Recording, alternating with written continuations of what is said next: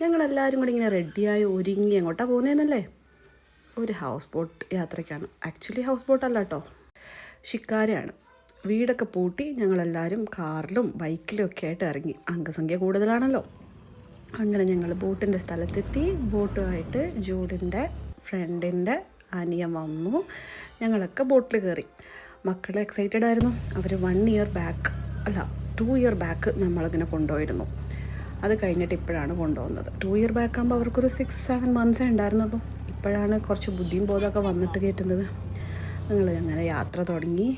കാഴ്ച കാണാൻ അപ്പനും മോനും ഫ്രണ്ടിൽ കയറി. ഞാനും ഉണ്ടെന്ന് പറഞ്ഞ നേരയും വന്നു. പിന്നെ നേരേനെ പിടിക്കാൻ ബിബി വന്നു. പക്ഷേ അവളുണ്ടോ പിടിക്കാൻ സമ്മതിക്കുന്നു. മനീഷും നീവും ബോട്ടിൻ്റെ ഫ്രണ്ടിലാണ് സ്ഥാനം ഉറപ്പിച്ചെങ്കിൽ അച്ഛൻ ജൂഡിനും ബാക്കിലായിരുന്നു കേട്ടോ.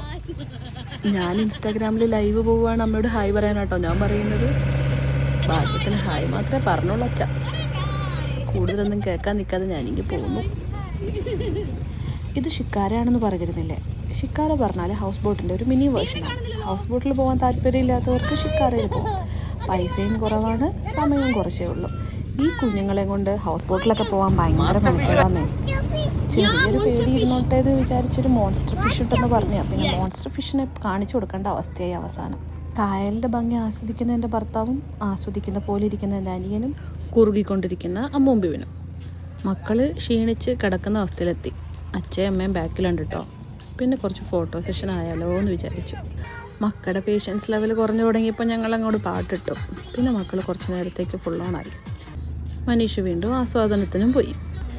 ഞങ്ങൾ രാവിലെയാണ് കേട്ടോ പോയത്. അപ്പോൾ എല്ലാവർക്കും വിശക്കാനൊക്കെ തുടങ്ങി. നീവിനെ ഒന്ന് പിടിച്ചു നിർത്താൻ വേണ്ടിയിട്ട് ഡാൻസൊക്കെ കളിച്ചു. പക്ഷേ അവനെ കൈ കിട്ടുന്നില്ല, അവനൊന്നും ഇഷ്ടാവുന്നില്ല. പിന്നെ അടുത്ത പരിപാടിയായിട്ട് ആ പയ്യൻ നമുക്ക് സ്റ്റിയറിങ് തന്നു. ബോട്ടൊക്കെ അങ്ങോട്ടും ഇങ്ങോട്ടൊക്കെ തിരിയുന്നുണ്ട് കേട്ടോ. നമ്മൾ തിരിച്ചാലും അത് തിരിയും. പവർ സ്റ്റിയറിങ്ങാന്നൊക്കെ അവൻ പറഞ്ഞു.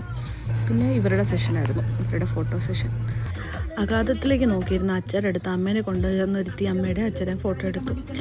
എല്ലാവരുടെ മുഖത്തൊരു മ്ലാനത കാണുന്നില്ലേ? എന്തുകൊണ്ടാണെന്നറിയോ? എല്ലാവർക്കും വിശക്കാൻ തുടങ്ങിയെന്നേ. കരയെത്തുന്നത് നോക്കി ഞങ്ങളിങ്ങനെ ഇരിക്കുകയായിരുന്നു. നേരക്കിടയ്ക്ക് ഒരു കട്ടുകൊമ്പിൻ്റെ സ്വഭാവം ഉണ്ട് കേട്ടോ. ഇത് ബാക്കിലൊരാൾ ടെറർ ലുക്ക് ഇരിക്കുന്നതുകൊണ്ടോ? വിശന്നിട്ടാന്നേ.